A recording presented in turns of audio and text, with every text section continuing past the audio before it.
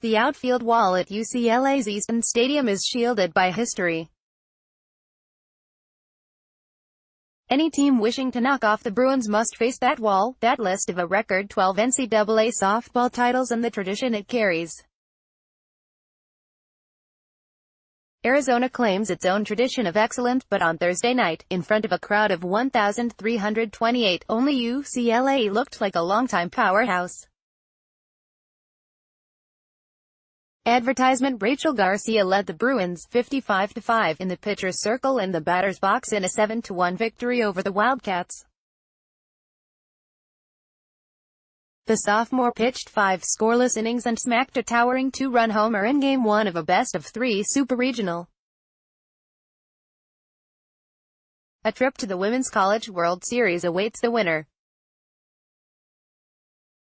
"I've been fortunate to be surrounded by some phenomenal players in the history of UCLA," Bruins coach Kelly Inouye Perez said, "and it's awesome to see Rachel Garcia carrying on that tradition." Garcia was dominant on the rubber.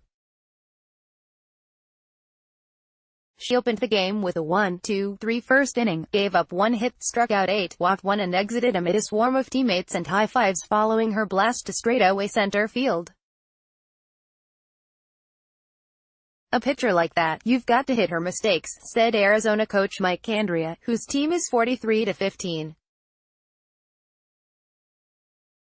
"We didn't." Arizona starter Taylor McQuillan, meanwhile, exited to scattered applause from the Arizona faithful with the game already out of hand. McQuillan gave up 7 runs and 10 hits in 4+ innings.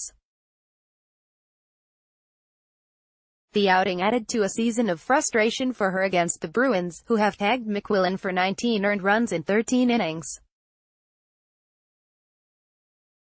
"Taylor didn't really trust herself," Candrea said, "and it showed."